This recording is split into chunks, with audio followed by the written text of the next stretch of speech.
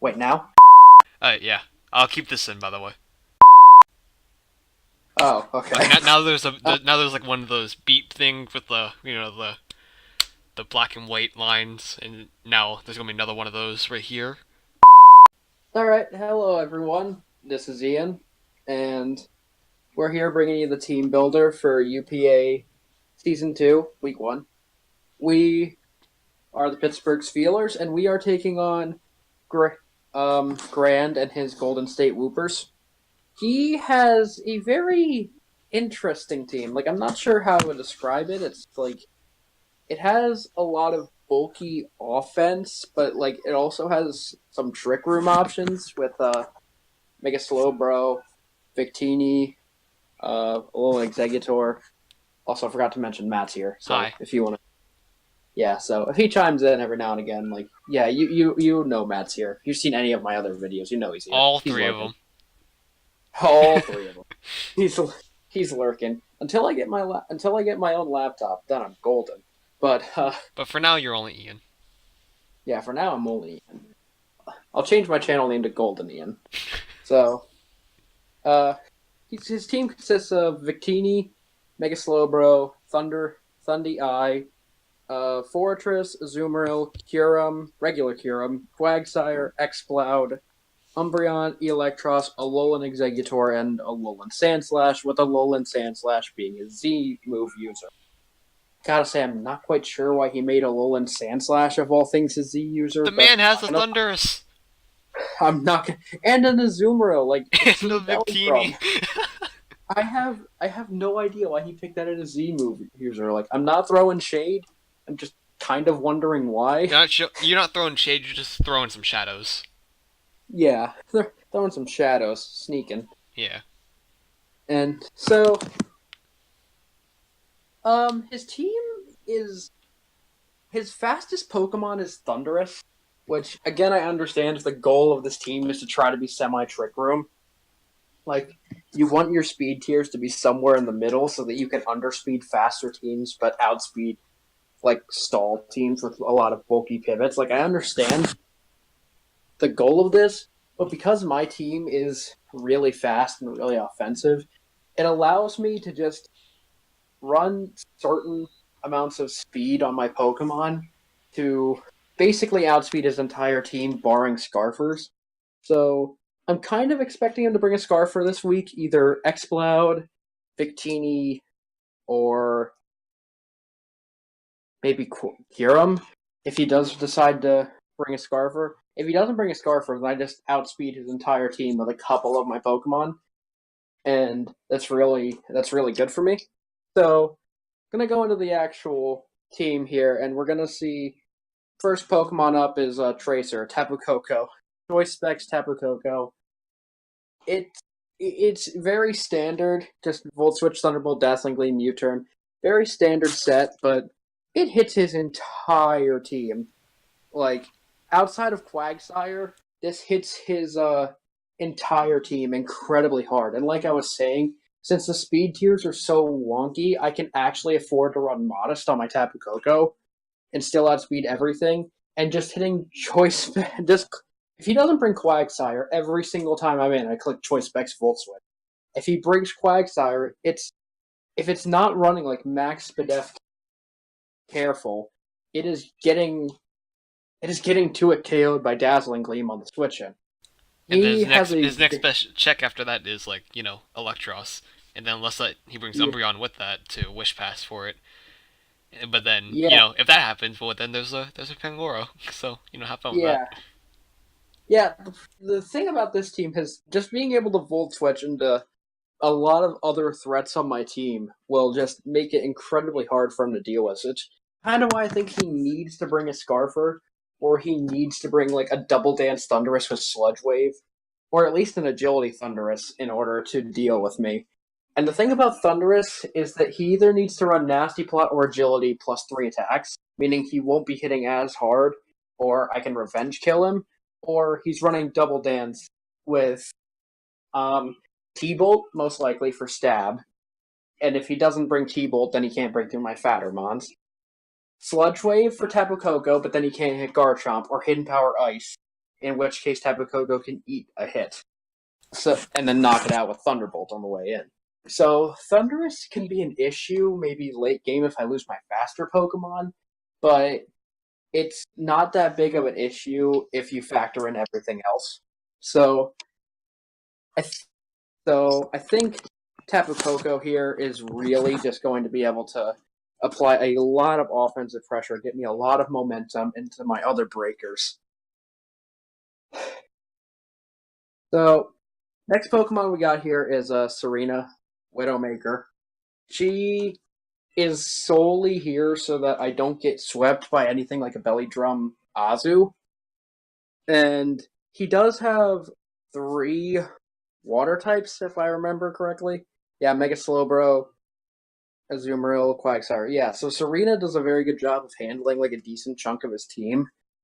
And just with Drop Kick and U-Turn, it's a good bulky pivot, synthesis for longevity, and Toxic just to be able to get off like residual damage on things like Thunderous if it tries to set up on me, on Electros if it tries to stay in and flamethrower me to death, a little in Executor, even a little in Sandslash. I don't need to run Power Whip in this matchup, like in order to do enough damage to a Azumarill.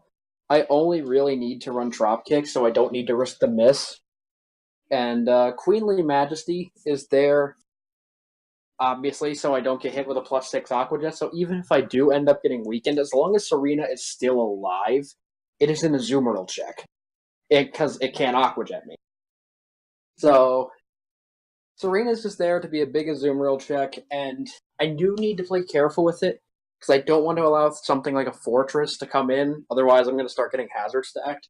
And I don't actually have Rapid Spin on this Serena, because I'd rather have Toxic in order to get Residual to deal with things like Mega Slowbro, because I can't actually, like, I think it's a 4-hit KO with Dropkick, just with my investment.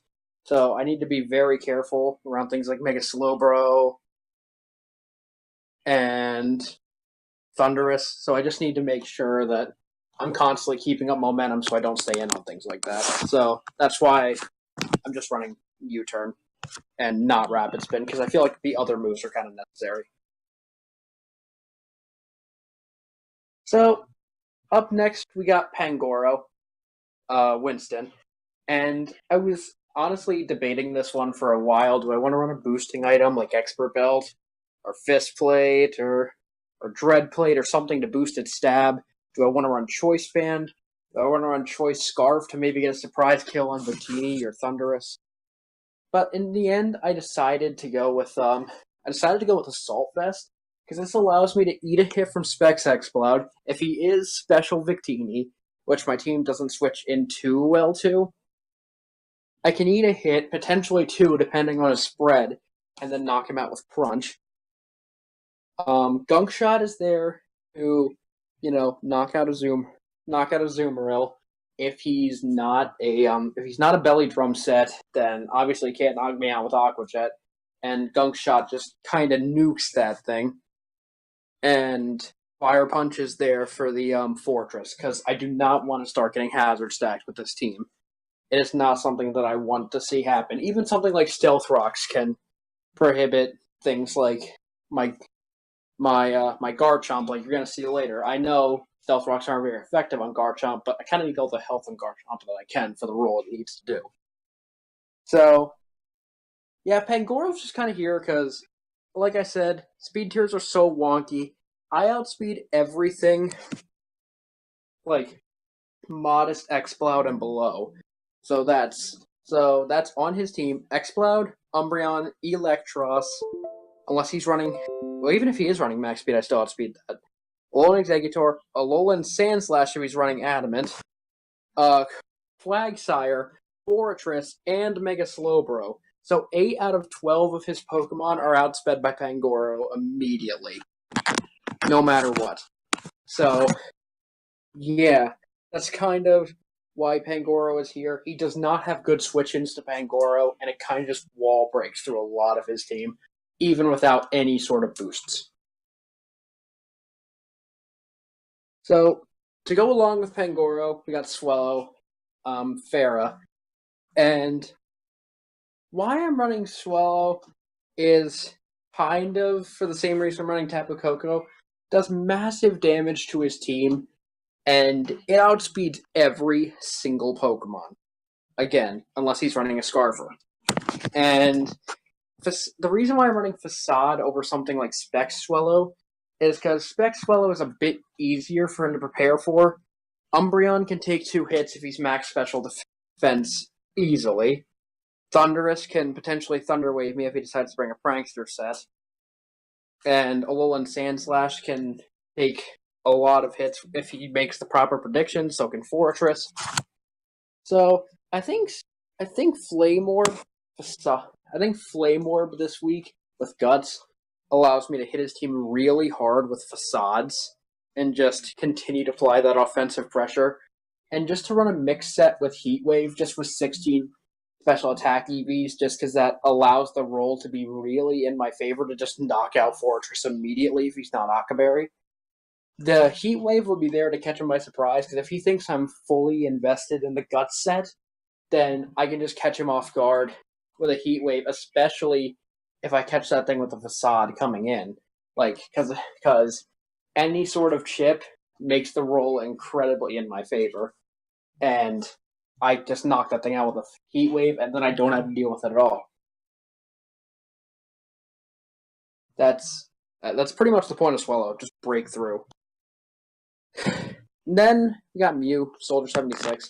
Mew is here with Taunt, Aura Sphere, Roost, and Thunderbolt. Now, weird Mew set, I know, but it is there so that I can taunt practically everything that isn't Victini. Or Exploud. I'm gonna just attack Exploud if it's in front of me. But it shuts down all of his potential Stally Pokemon with setup. It stops Slowbro from Calm Minding or Trick Rooming. It stops Fortress from Hazard Sacking me. It stops Azumarill from Belly Drumming. Stops Kyurem from Sub Roosting. Stops Quagsire from doing really anything. Stops Umbreon from really doing anything. Electros doesn't really do anything against that, but like Electros can't really do too much back to me other than knockoff, which it probably wouldn't end up being that big of a deal anyway. It stops Alolan Exeggutor from clicking Trick Room, and it stops Alolan Sandslash if he wants to do anything like set up the Hail, or I can just, go ahead and just hit that thing with an Aura Sphere and just kill it, because that's how it works. So, Mew is just here to be a very bulky pivot that kind of shuts down everything.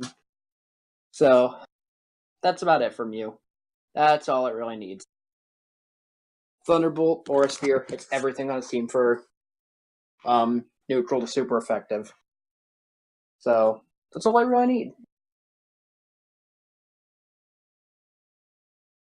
And final Pokemon is Garchomp, Roadhog. Running a max speed, max HP, slightly defensive set with an Impish Nature, Rocky Helmet, Rough Skin, with Stealth Rocks, Earthquake, Rock Tomb, and Flamethrower. Rock Tomb is there to slow down things like Thundurus if he decides to switch into it. If he decides